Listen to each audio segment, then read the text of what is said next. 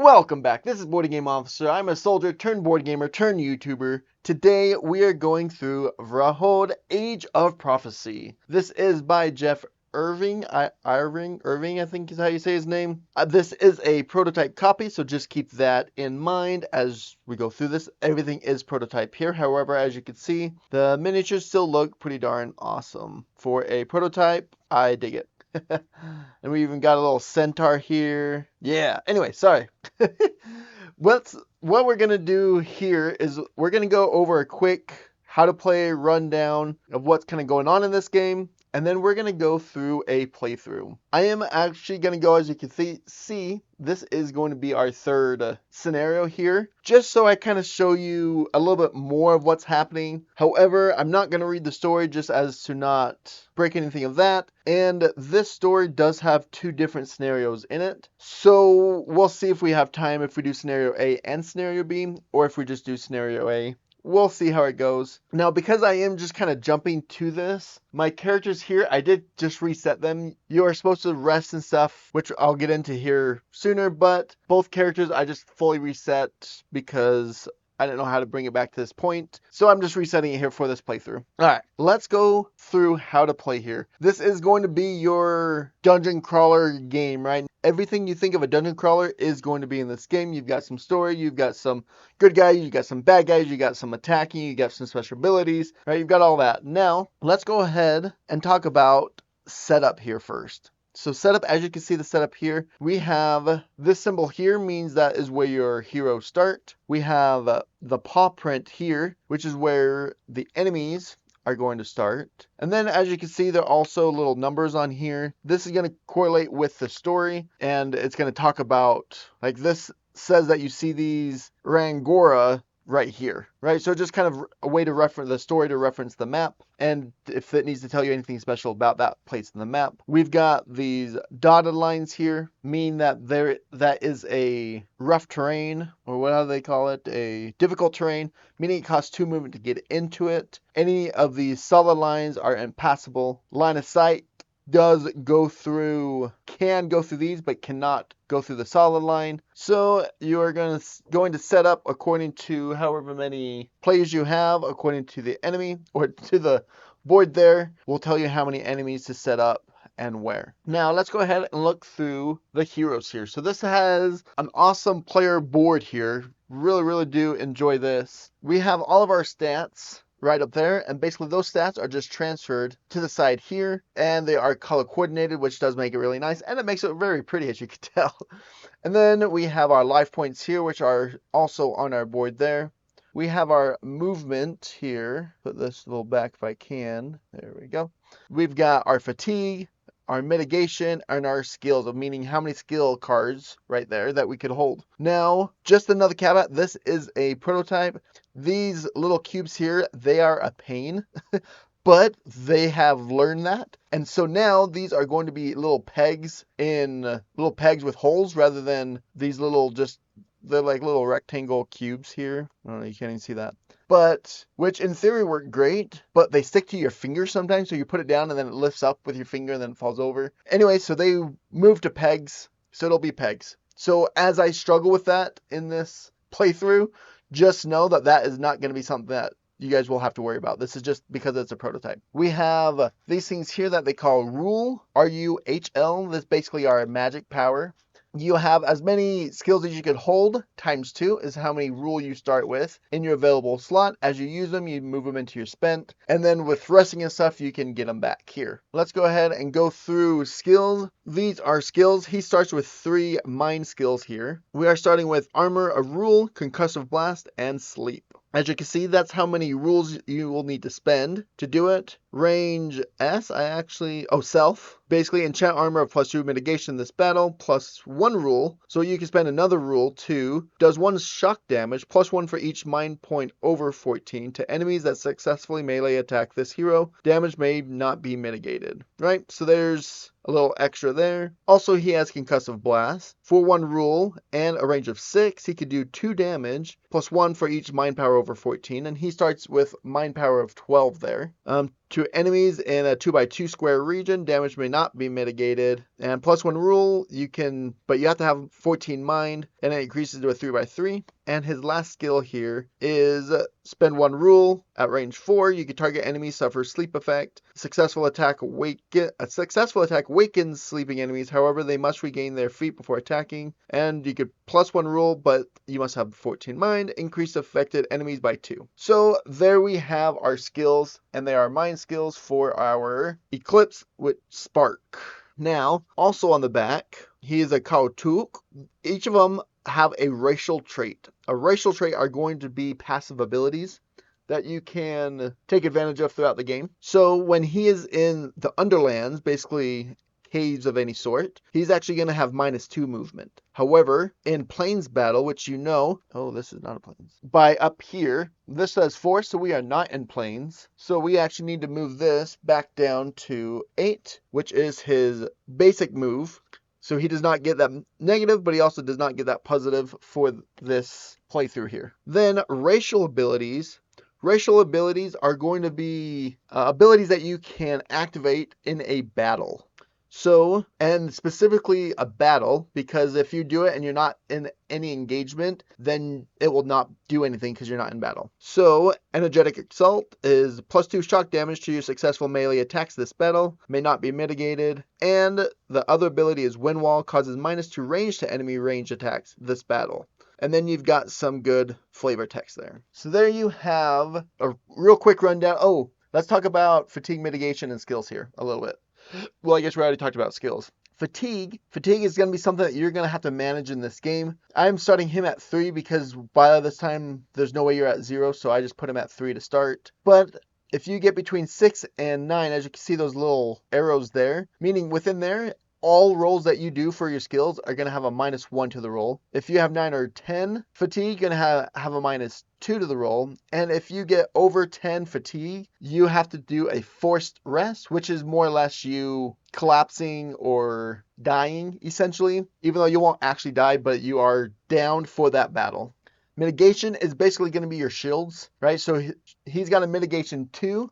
From his studded armor here, +2 mitigation. That means when he's attacked, he will always -2 damage from whatever attack that comes his way. That is your mitigation. And then skills, like we talked about, are here. And that's basically stating how many skills you can hold. Also, just to note, down here tells you what gear and skills they start with. Let's go ahead and go through our other character here, just so you guys can know what we're doing. And we're going to kind of play and teach at the same time here. So we've got Aldira Blade. He is a... Ooh, focus, dude, focus. He's a Drellrune. Racial trait, no water movement penalty. So normally in water, you have to add 1 movement to go into water. However, he does not take that penalty. And he has -1 in all skill rolls in desert and badlands battles. And then his racial abilities is aquatic mastery, +1 mitigation in overlands or ocean battles where water is present. And watery noose causes 2 damage and -2 to target movement this round, range 8.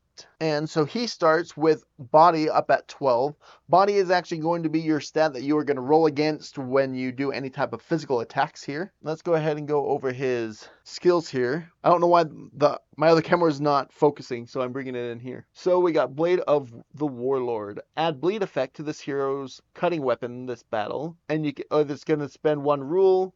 Range is self, +1 rule, but you must have a body of 14, increased to 2 times blood effect. We got Feral Charge, costs 1 rule, range is self. Charge an enemy from up to twice your movement rate away, doing 5 base damage, +1 for each body point over 12, and causing knockdown. May not be adjacent to enemy.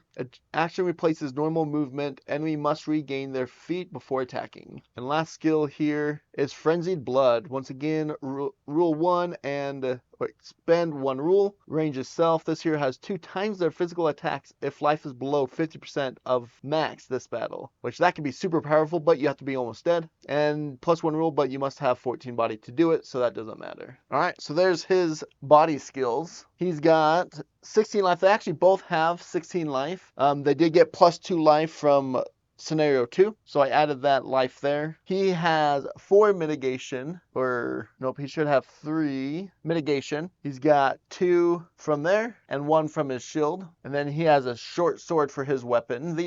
Both of them are melee. However, our Eclipse over here is not very strong at physical attacks because his body stat is only 7, meaning you have to roll 7 or below to attack, or to hit on an attack, so he's not very strong in physical attacks, but he does have some pretty cool skills that we could take advantage of. So there you have the characters. Let's go ahead and go over a normal hero's turn here, and then we'll go over normal hero's turn, enemy's turn, and then we'll kind of jump in. So at the beginning of a battle, you have this bag with initiative tokens in it. Now, these initiative tokens go from 1 to 12. You are going to drop an initiative token for each individual character, hero and enemy, and that is going to determine your initiative. However, there are 2 things you can do to mitigate or change up that. You can gain 2 fatigue to pick any number that has not been drawn, or you can roll a presence check. After drawing initiative tokens for a round, if an enemy is numerically adjacent to the hero's initiative, that hero may trade initiative tokens with the enemy after a successful presence roll. So if I draw let me get 2 here. So if I draw the 8 and the enemy draws a 7, then I could roll a presence check. If I successfully get it, I could switch, so I'm 7 and they're 8. Or the other way around, let's say I wanted to go after him, then I could switch it up. If I get a successful presence check, then you could switch up positions. So those are the 2 ways that you can mitigate initiative order. However, this is a new rule since getting the rule book. Every battle, once the battle begins, you will draw initiative, and then that initiative will stay the entire time.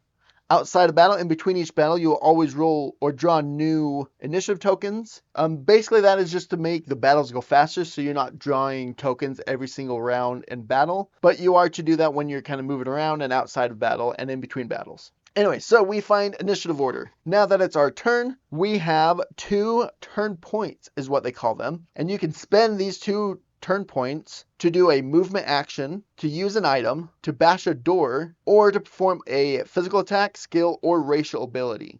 Now, usually each of those just costs 1 turn point, so basically you have 2 separate actions you could take. However, I want to emphasize your physical attacks, your skills, and your racial abilities all are the same action, meaning that that's not the same action. They take up the same turn point, meaning you either do a physical attack or a skill or a racial ability. You cannot do multiple. You can't do an attack and then a skill, or you can't do an attack and then a racial ability. You have to, those 3 count.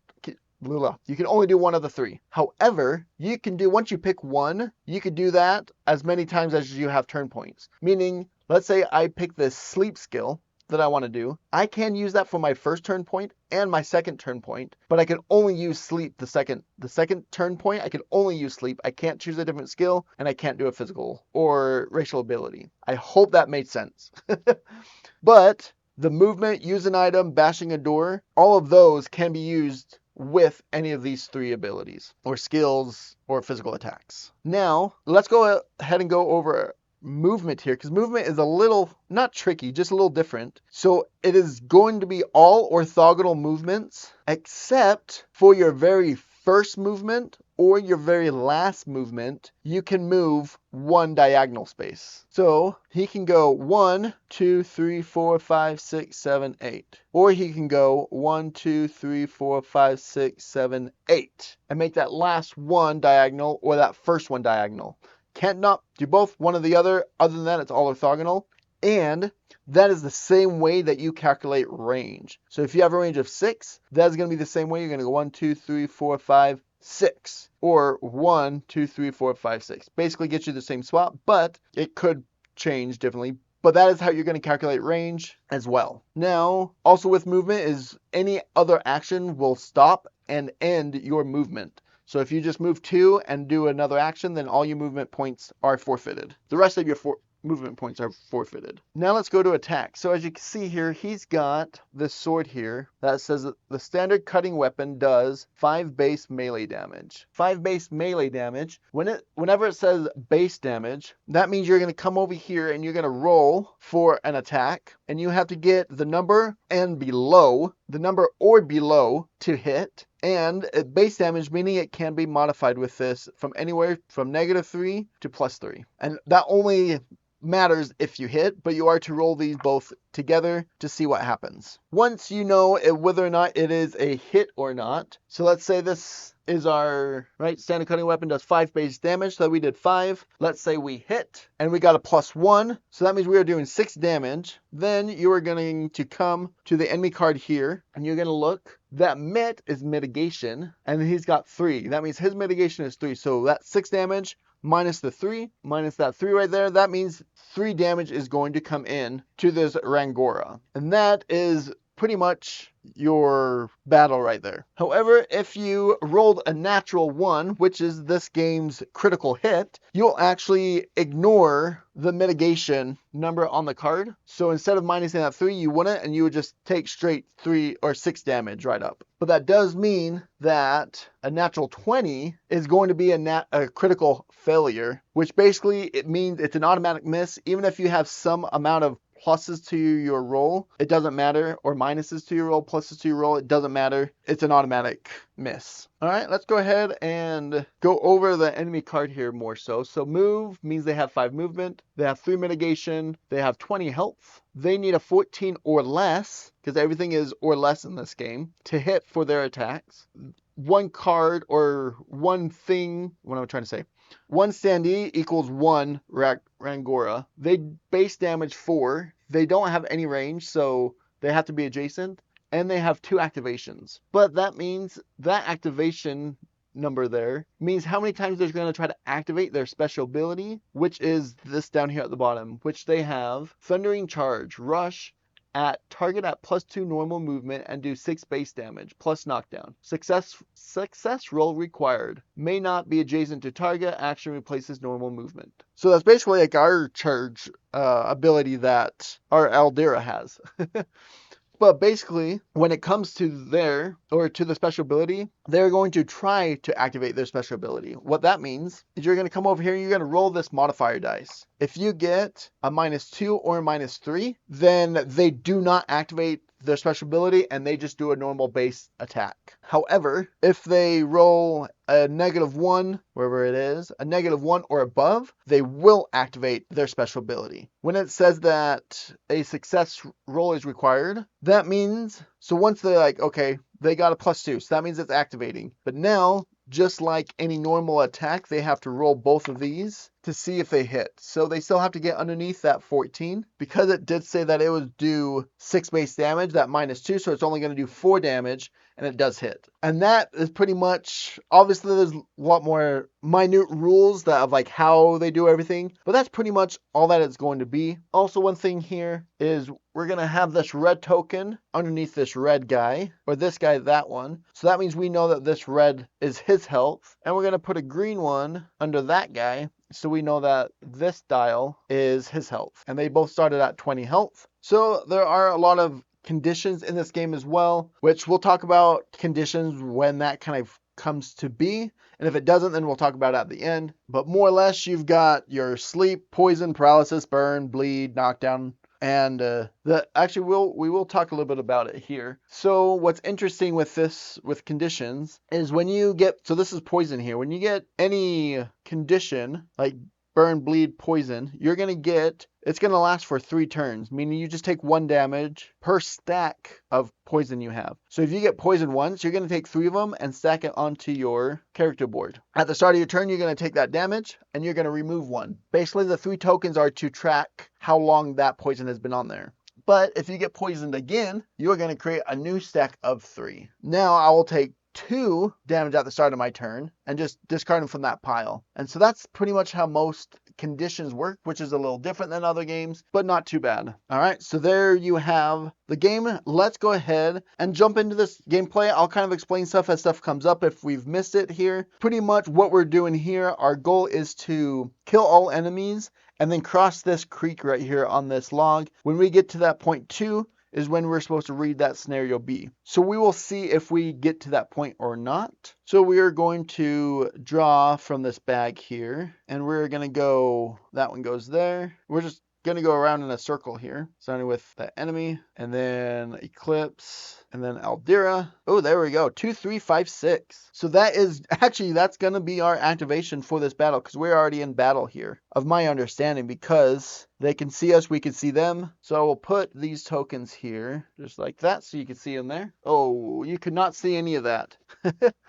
Anyways, so Elkar got 2. Aldera's got 3. And the 2 Rangoras got 5 and 6. So we're going to go Eclipse. So what I'm going to do to keep track of these is I'm just going to take these and take them off the board like that, meaning that they've activated. Same thing here. I'll just bring it off the board once they've activated and then return them all just to kind of keep track of who's gone when and everything. So here we got this Rangora here, which I do need to read a special skill with them. As you can see, they've got like mushrooms on them, which there actually is a special rule here. The rapids in the deep ravine are considered impassable to heroes and enemies. For each Rangora defeated, roll the d6 modifier dice. All heroes may reduce their fatigue by 1 for each +2 or +3 rolled for consuming the mushrooms and other edibles that grow on the Rangora's back.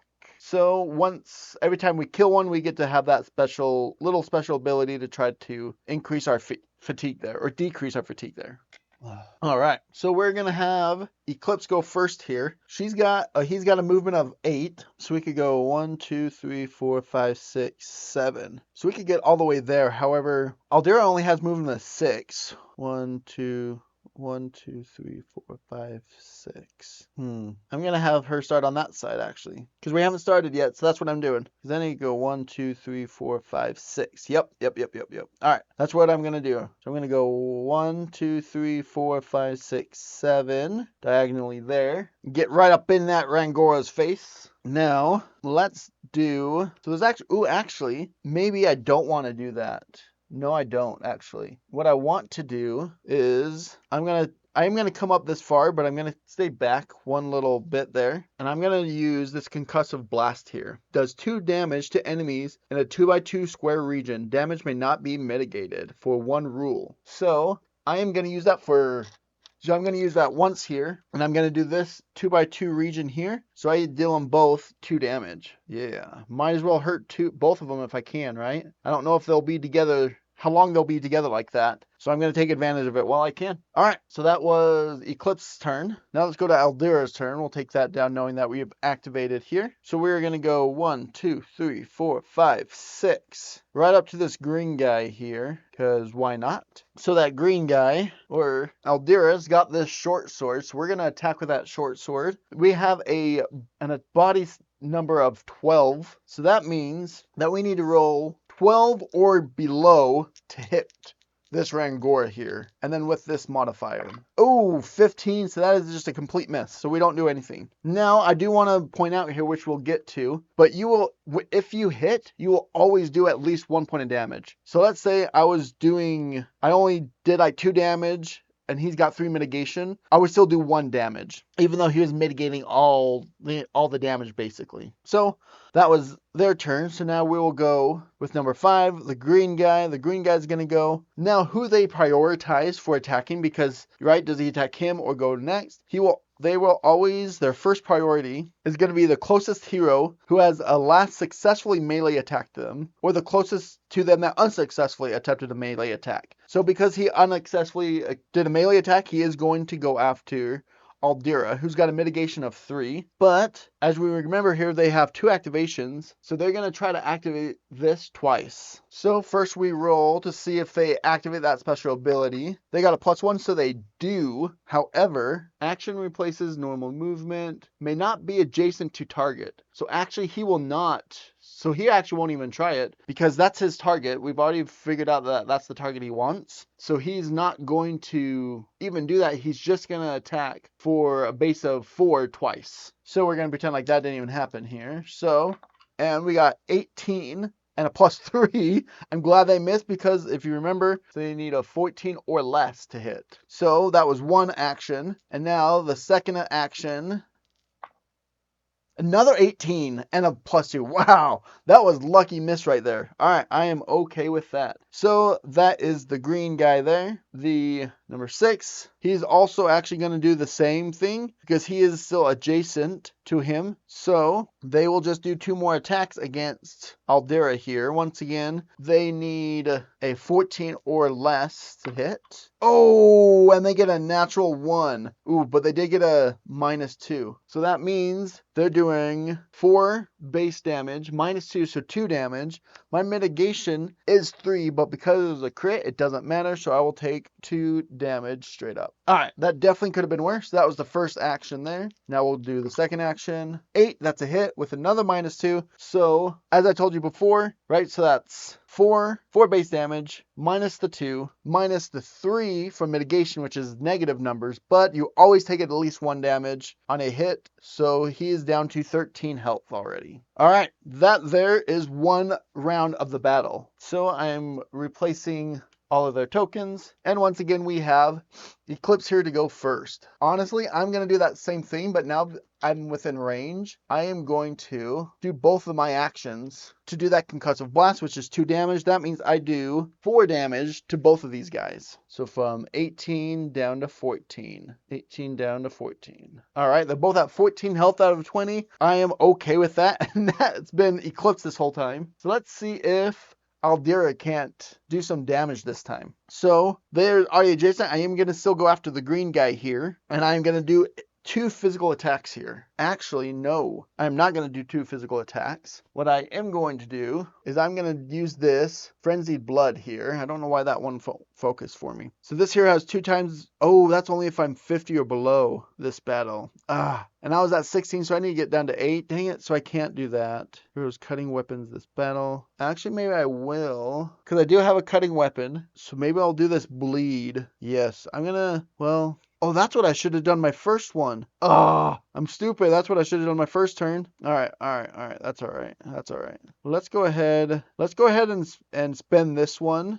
So that means that is my action this time. I'm not attacking. And because I did that, I can't do anything else. Also, just as a thing here, so each stat you could actually do some rolls. So your body is for your physical melee attacks. Your spirit, once per battle, after a failed attack or skill roll, a hero may perform a spirit roll. If a roll is successful, they may re-roll a failed attack or skill roll. So spirit basically gives you a re-roll if you successfully do it, but you only can do it once per battle. Mind is once per battle after being successfully targeted by an enemy. If you roll a mind check, you can resist that action. So if they ever come after Eclipse has good mind. She could try to do that to just cancel that action. Or you could do a focus roll is for your ranged attacks. And persistence is what we talked about, is to swap places in initiative. All right, now we're going to go with the green guy here. He is still adjacent, so he's just going to do 2 basic attacks. He needs 14 or below. Oh, that was almost a 17. So that's 10 plus 1, which is a base damage of 4. So that's 5 minus 3, so that's 2 damage. He's getting to that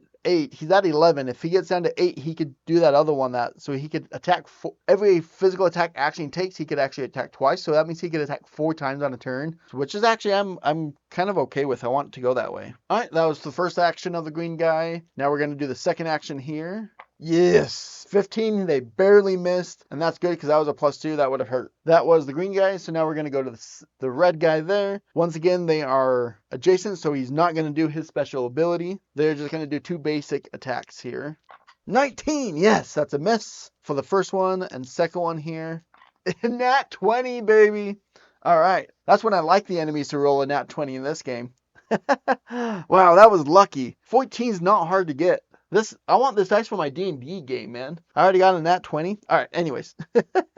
let's go ahead and come back here. So that was everyone. So let's replace their initiative tokens here. And we're going to come back to Eclipse here. So here's the thing. Rule is actually really hard to replenish, meaning when you rest, you only get like one back at a time. So just getting rid of them all is kind of dangerous, especially right here at the beginning. I could put them to sleep, or I could increase my armor.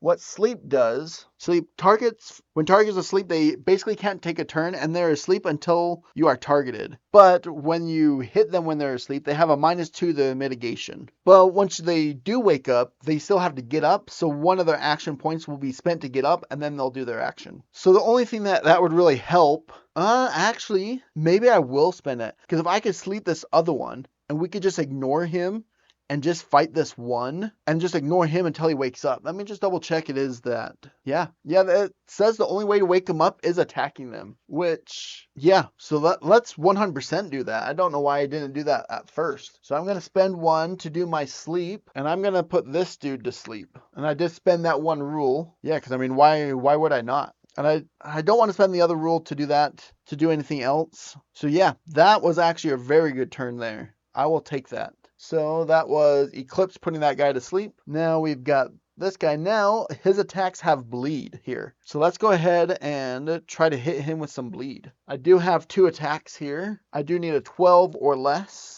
Natural 1 and a +3. Come on. That's what I'm talking about. All right. That means there's no mitigation. We do have 5 base damage +3, which is 8, and a crit, meaning no mitigation. So that is 8 damage straight going through to this green guy. So that is from 14 down to 6. That's what I'm talking about. All right. And that was just my first attack. I still have another roll. All right. That was awesome. Now, let's see if we can't do some more. Oh, 14. Dang it. I needed a 12, and that +2 would have been nice. That actually would have almost killed him. All right, but that's... but I gave him bleed. I did give him bleed. That means for the next 3 rounds, he will take 1 damage at the beginning of his turn. So not only did I do 8 damage, I basically did 3 more lingering damage. And also, you are supposed to... There's a little action so you can track how many actions you have done for the enemies on their turn. I haven't done that because 2 is not too hard, but I can see if they have like 3 to 4, that would make sense to track that. But so I'm just not tracking that. I just wanted to point that out. All right. So that finishes up Aldira's turn. Now it is the green's turn, so they will take 1 point of damage, down to 5 health. And the green guy is not going to do a special attack because he's still adjacent, so he will just try to do 2 basic attacks here. He does need 14 or below. That is below 14, but has -2. His base attack is 4 -2. Minus the 3 is negative numbers, but you always take 1 damage no matter what. So he's down to 10. Okay, that was 1. Now let's go ahead and go again here. That sucks. So basically that exact thing just happened. So, but you got 4, base damage of 4, +3 is 7. No mitigation. So that means straight up 7 damage. He's down to 3 health. Oh my goodness, peoples. Oh my goodness. That just got real. All right, well, that is all she wrote for that one. And this one, good thing we put the other one to sleep. Holy cow. Yep, and that's the end of that. So now we will put all of these back here. And it is Eclipse's turn here. So now the question is, what do I do? He's at 5 health. I'm going to come up and try to attack. I know it's probably worthless, but you never know, because I need 7 or below to hit. You never know. Come on. Oh, yes! Yes! Oh, dang it. I mean, I got 7. So I did hit, but I got a -1. And his base damage is actually only 4. So that -1, that means only 3 is going through. And they have a mitigation of 3, so that means just 1 damage goes through. But I actually hit. I didn't think I was going to hit. That was good. All right, so that is Eclipse's turn. Now let's go ahead and go to Aldira's turn. And try to smack him once more. So I've got 2 attacks. I need 14 or 12 or below here. 7 and a +1. Heck yes. You got 5 base damage. +1 is 6. -3 is 3 damage. Oh, down to 1 health. Oh, come on. Come on, guy. Come on. All I got to do is hit. All I got to do is hit. All I got to do is hit.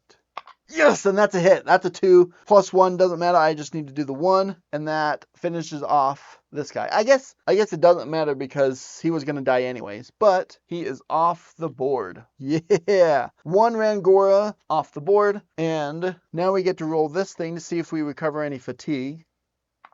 +3, they each get to recover 1 fatigue, which I did put them at 3, so they do have some fatigue to recover here. And that Rangor is still asleep, so they don't do anything. So let's replace these tokens here, and it is Eclipse's turn here. I don't think I'm going to do anything with Eclipse right now, because I'll show you why here. So we're just going to pass on his turn, but let's go ahead and activate this guy here. And now we're going to do the Frenzied Blood, because I'm definitely below 50%. So now I'm going to have 4 attacks, and each attack is going to have bleed. So now that is activated. That's the only thing I'm going to do on his turn. He's still asleep, so he doesn't do anything. So then I replenish the initiative tokens there, and we will go through this again.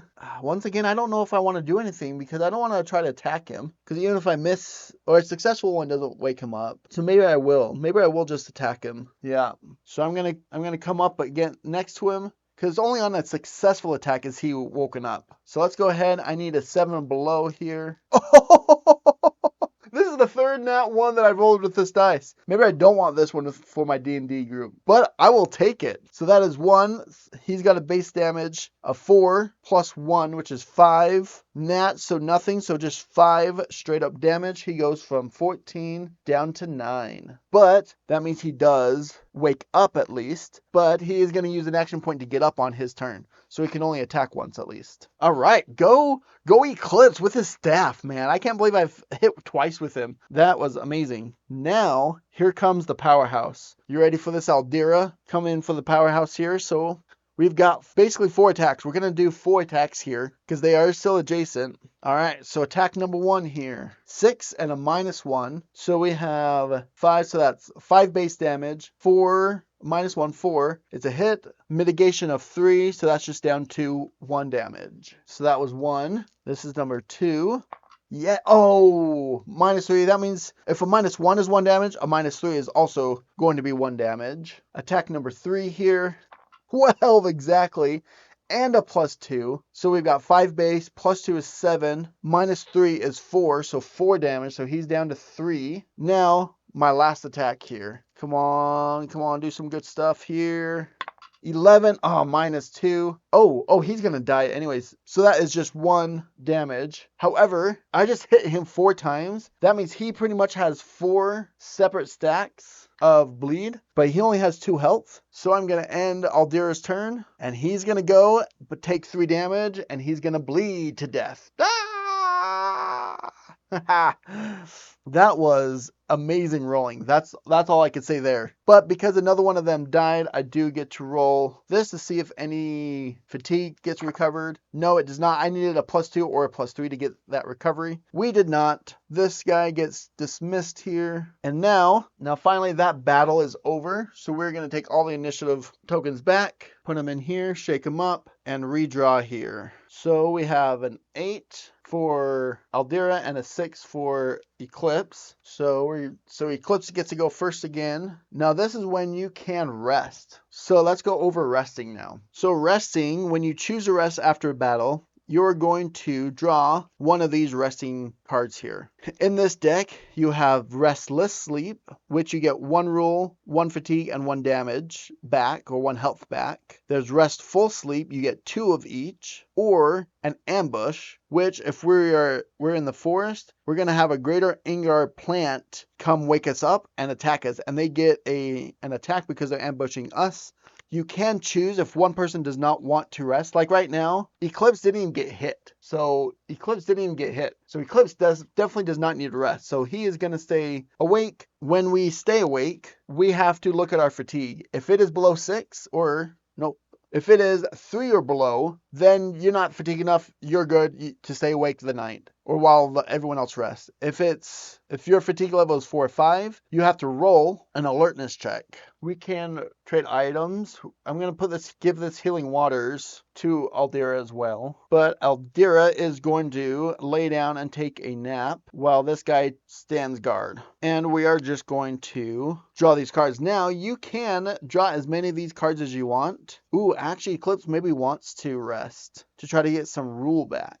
Yeah, we're both resting. We're both resting because I want some rule back. So you can basically draw as many cards as you want. Just know the more cards you draw, the more likely you're going to get an ambush, because there are 3 ambush cards in here out of 12 cards. So a quarter of these are going to be ambush cards. So you do have to take that into note. So let's do, this is going to be for Eclipse here. This first one is Restless Sleep. Your sleep is plagued by nightmarish visions of horrors that you have faced in your travels. Heroes who rest. Oh, heroes who rest. So this is for everyone. We all get +1 rule, -1 fatigue, and -1 damage. So I will take a rule back and decrease a fatigue, maybe. And health is the same, 2. He's going to gain 1 health. Oh, I forgot to spend the rule. I only spent 2 rule. So now I've only 1 spent, and fatigue goes down to 1. Let's go ahead and rest again here. Restful sleep. Yeah. 2 rule, 2 fatigue, 2 damage. So that means I get 2 rules back. Fatigue is 0. But his health is just so down still. But he gets all of that back. All of his rules back. All of his fatigue is back. All right, you know what? I'm going to do it one more time. One more time here. You ready? And restful sleep. You are weary from another long day of adventure, and slumber overtakes you quickly and soundly. Heroes who rest receive 2, 2, and 2. So I gained all my rule back. I did not think I was going to get all that rule back. That was sweet. He gets 2 more health back. Still only at 8. All right, I think I'm done. All right, that was a successful rest. That was for sure. So that's the end of that. We both spend 1 action point to go to stand up. Well, I guess technically he gets up first, and he's going to go 1, 2, 3, 4, 5, 6. He's not going to quite go to that space. So then now it's Aldira's turn. Get up for 1 action and go 1, 2, 3, 4, like that. All right, let's go ahead and we will draw 1 more time here. 6 and 3. Eclipse goes first again. So Eclipse is just going to take 1, 2, and yep, so this begins as soon as we step on here. All right, so now we are, whoop, no we're not. All right, now we are set up for the scenario B. We're going to go ahead and play it out. I don't know if we're going to survive. Before I stepped onto that, last turn, a precious draught in times of trouble, heal 4 damage, return to the inventory on roll +2 or +3. So I'm going to roll this. Nope. So I lose this, but Aldira gets +4. 1, 2, 3, 4. So now I'm back up to 12 health. All right, I feel a little bit better about that. Sorry, so I did that as I was back down here doing this stuff. Now we moved up here, but now because it's battle, but we've already drawn our things, we just draw for these 2, I believe. I don't think we do 2 new ones, but so we've got that and that. Oh, dang. So that Rangora is going to, we'll go like that, is going to go first, and then the Noctursa is going to go after all of us. So I am still in my movement. That was 1, 2, 3, 4, 5, 6, 7, 8. Oh, also, so basically what we are trying to do is just kill the enemies. Also, if we get next to this, adjacent to this chest, before the end of round 3, then we basically pick it up, and at the end we're going to get an extra reward. So yeah, maybe I actually will just come here. So I'm already adjacent to it. So we will get that treasure at the end of the round. Or not at the end of the round, at the end of the... So does that mean we get it right away? I say we get it right away, because so basically this is a river here, and so it's getting washed away, so I'm coming here and picking it up. So I'm going to do it right now. Sort through and retrieve the Find Hand Axe card from the treasured item deck. Place that card in your backpack or give it to another hero. All right. Where's my basic items here? What do I need? A Find Hand Axe. So I can't find the Find Hand Axe, but we do have a balanced hand axe, so I'm going to take that. But I'm actually going to give it to Aldira because they have a much better time to attack. So now it is still Eclipse's turn here. And I'm definitely going to spend 1 rule to do a concussive blast to do 2 damage to both of them there. So they both go 1, 2, 1, 2 there. And that's the end of the turn there. So now Rangor gets to go. Or not, yeah, the Rangor gets to go. And he is going to try to do his thing because he's not adjacent, so he's going to try to charge. I'm going to go here. -3, he does not do his charge for the first one. So he's just going to move 1, 1, 2 to be adjacent. And now he's just going to try to do a basic attack here. Ooh, he hits with a +2. Oh man, that's not good. So base attack is 4, +2 is 6, mitigation is 2. So that's 4 damage coming through. 16 down to 12. That was just his first attack. Now that he is adjacent, he can't do a special. So we will do another basic attack here. Oh, a natural 1 and another +2. That's 4, that's 6. That's 6 damage straight up. Down to 6 health already. Man, that went down low. Fast. I was doing so good with Eclipse, and now Eclipse is like, now I'm dead.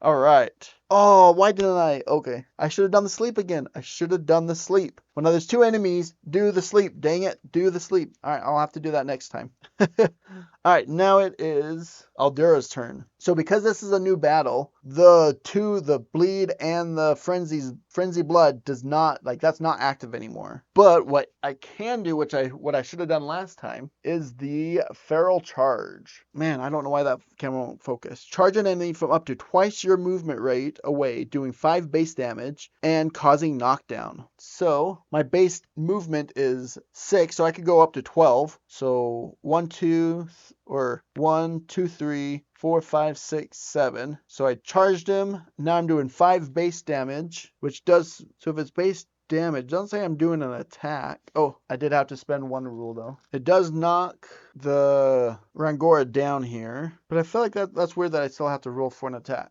But I guess I will. So I'm rolling for the attack here. And when they're knocked down, they have a -1 mitigation. So this is going to have a -1 mitigation to this attack roll here. Yeah. So that's 5 -1, which is 4. 4 -2 is 2 damage. So 2 damage comes in to the Rangora down to 16. That was my first one. Yet I can't do it again because now I'm adjacent to him. So that is Aldura's turn. Now it is the Noctursa's turn. Let's go ahead and look at the card there. So as you can see, they got 7 movement, 2 mitigation, 5 life, hit on 14. There's only 1. They do 5 base damage. They have range of 0. They have 2 activations, but they are actually flying, which I'll talk about it here in a second. And then their special action is Stunning Strike. Action causes 6 base damage, plus knockdown, and Ghost Vial Pox Affliction. 2 target success roll required. Ghost Vial Pox Affliction?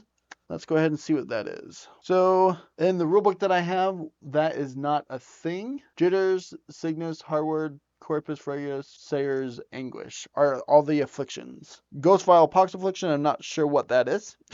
So we'll just kind of go with it. So flying though, there are 2 types of flying. Flying without an asterisk means that they are in constant flight here, or they call it permaflying. Basically meaning they can move over difficult terrain without that penalty, and you can attack them while flying, however. So there's different heights they could be at. They can be at, they could be at flight height, meaning they're ranged attacks, or fight height, meaning they're still flying, but they are in melee range. Because this one does not have any range, he will be in fight range at all times. He has no reason to go up into flight height. All right, so he is going to fly straight right there. And they are going to go after Eclipse because Eclipse is the one that attacked him at first with that spell with Concussive Blast. So let's hope Eclipse doesn't die here. So let's see if they do the special. Yes, they do the special. Let's see if they hit. They need a 14 or lower. That is a 9, so 6 -1, that's 5. 5 -2 is 3, so that's 3 damage at 3 health. Yeah, Eclipse is dying. This went from going really well to really bad. And so that was the first one. Now let's see if they do the, and he is knocked down. Now let's see if they do it again. -2, no they do not. They just do a base attack of 5. 4 -1, that's 4. 4 -2 is 2. 1 health, guys. 1 health. All right. All right. That's what we get for not using sleep, huh? So we will give these back to our characters, and Eclipse is going to go here. Eclipse is going to go first here, and first action point is to stand up. Second action point, who should I sleep? We're going to sleep the owl, or the Noctursa, the owl bear. I mean Noctursa. I hope did you see that? It's definitely not an owl bear. It's definitely a Noctursa. All right, so we're gonna put Noctursa to sleep there. And because she's not at flight height, she just goes down, right? She's at melee range. If she was up at flight height, she would actually fall from the sky, take 3 damage, but then wake up from taking that damage. But it would have done 3 damage. But because she was at fight height, meaning that she just like laid down and went to sleep with not taking any damage, but also not waking up. All right, so that was Eclipse's turn. Now it is the Rangor's turn. First action is going to stand up, but now he is going to go after Aldera because he's the one that attacked him last. So he's going to not do a special because he's adjacent. So just a normal base attack of 4 damage. Of 7, that's a hit, but plus 3, he's got a mitigation of 3, so that's 4 damage going in, so he is down to 8. Ooh, that's the number we like to be as, 8. So that was his turn. Now let's go Aldera. Aldera is going to do not the feral charge, but the frenzied blood. So next time he can attack 4 times. So we'll forego the attack this time to do 4 next time, that's for sure. All right, that's his turn. And the Noctursa this time luckily cannot go because it's asleep. So we will gain these back. And we'll have Eclipse go again. But this time, Eclipse is going to use sleep again, actually, on this guy to knock him back down to asleep, because why would I not? And then, yeah, that's all that Eclipse is going to do. And now because they're asleep, they're not going to activate. And so now it is just Aldera's turn to attack 4 times. And this first one, it does have -2 mitigation for this first hit, because it doesn't wake up till a successful hit. 3 is going to be a successful hit, but -2, 5 minus 2 is 3, -2 mitigation, which so just -1 is 2 damage. So 2 damage, and it is back awake, but it needs to stand up on its turn, so I'm going to leave it down, but it is awake now. And I have 2 more attacks here. 13, that is a miss. So now 2 more attacks here. 2 and a -1, that's 4. -3 is 1, so 1 damage there. 1 last attack here. 2 -1, so it's 5 to 4 -3, which is just another single, so down to 12. All right, and then, so that was Aldera's turn. Now that guy can't go, and it is Eclipse's turn again. Man, this is kind of smart. I'm just going to put him to sleep again because we're like, well, yeah, yep, I'm just going to put him to sleep again. So I'm just facing him this way to know that he's asleep. That means he cannot activate, and that means he will attack 4 more times. Or actually, since they're both asleep right now, I am not going to attack 4 times. I am going to do my, which one is it? My Blade of the Warlord, so it gets bleed. So now his attacks get bleed, and that's all he's going to do on his turn. He's asleep, can't do anything. Everything resets. Yeah, and that treasure's long gone by now. But that's all right. I picked up, well, the treasure chest, but I picked up the hand axe out of it. Oh, I didn't show you what the hand axe even did. So basically it is this fine cutting weapon. Oh, it is a fine. I wonder if that is what it's supposed to be. Cutting weapon does 5 base melee damage or 4 base damage when thrown, range 4. So that way we at least have an option for it. All right. But it is still a cutting weapon, so we can still do bleed on it. But I really don't need to do anything here because they're already both asleep because I didn't attack last time. And I don't want to attack and wake him up, so I'm just not going to do anything. Oh, no. I'll do my Armor of Rule. My Armor of Rule, that means I have a +2 mitigation this battle. That way, hopefully, I won't die if I do get attacked. But that means, once again, he's asleep still. And now it is Aldera's turn to do 4 attacks, each with bleed. Let's do some damage here. 5, which is a hit, +1, that's 5, +1 is 6. 6 -3 is 3 damage. 1, 2, 3, which is 1 instance of blood. And you can only have 6 stacks of a single condition at a time. So I can't do this 2 times and have him have 8 bleed. He could only have up to 6. So that was 1. 12. That's still a hit. That is a 12. Yep, there you go. See, it's a 12. So 6, that's another 3 damage, down to 6, and another instance of bleed. So that was 2. Third attack is that's a 7, not a 1. That is a 7. But a +1, which is another 3 damage. So down to 3, and another instance of bleed. So he's dead on his turn. But I still have one more attack.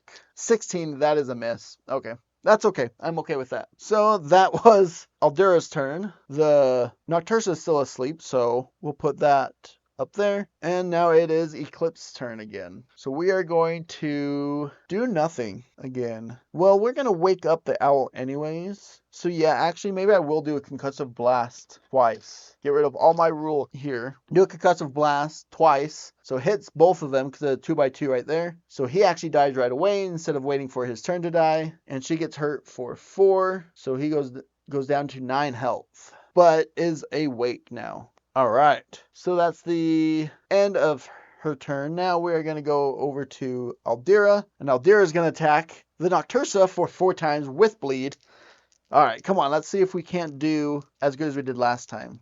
12 plus 2. So plus 2, that's 5. That's 7. 7 minus 2. So that's 5 damage down to 4. I still got 4 more attacks here. I think we got this. Or 3 more attacks. Oh, 19. That's a miss. 2 more attacks. 14. No. I just said I think we got this. Now I'm going to totally whiff this.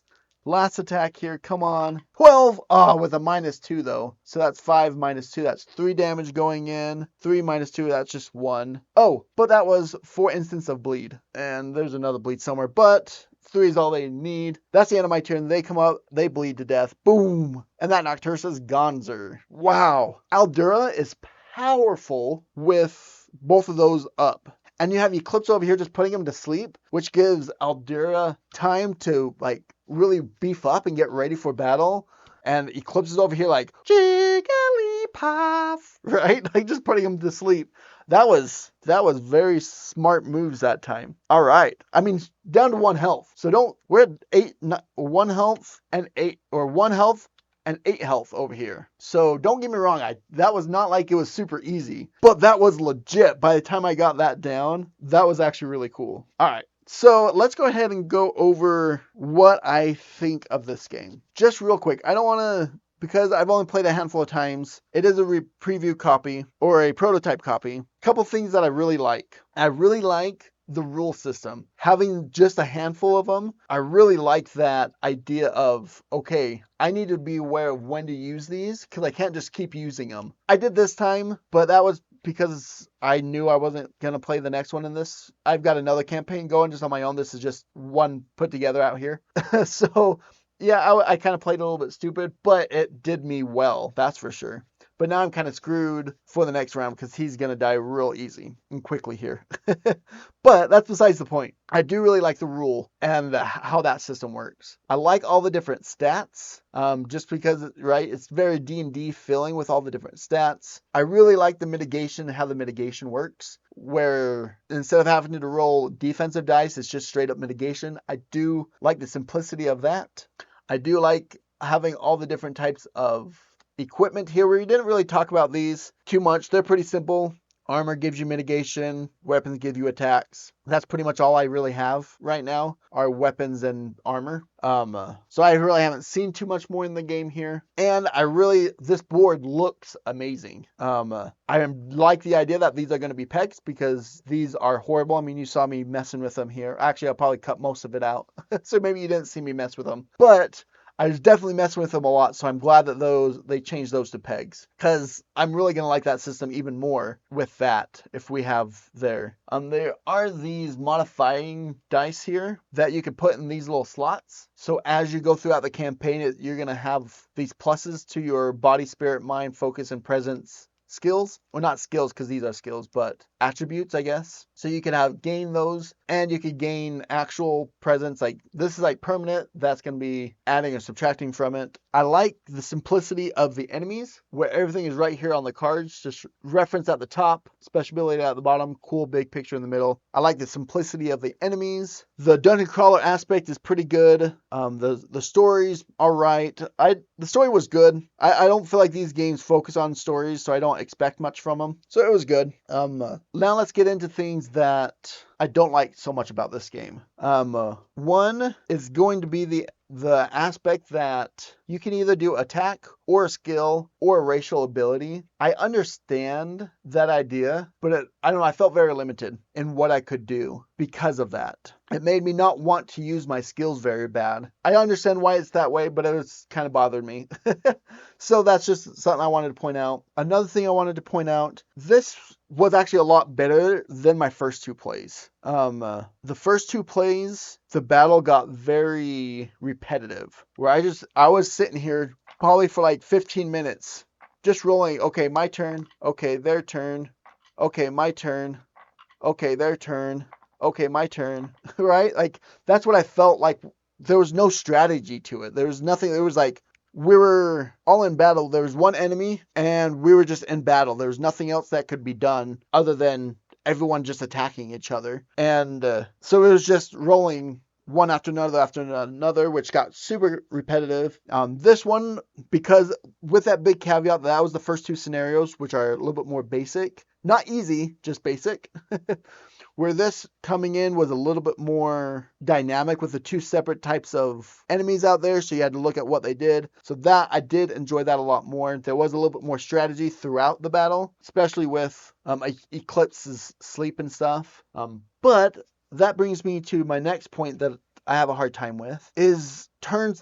How many times did I go? There was like 3 or 4 turns where I was like, yep, I don't know, I'm not going to do anything, or, oh, I guess I'll increase my armor because why not, right? Like, there was nothing pushing me to do anything. There's nothing like, I don't know. And I actually watched another playthrough.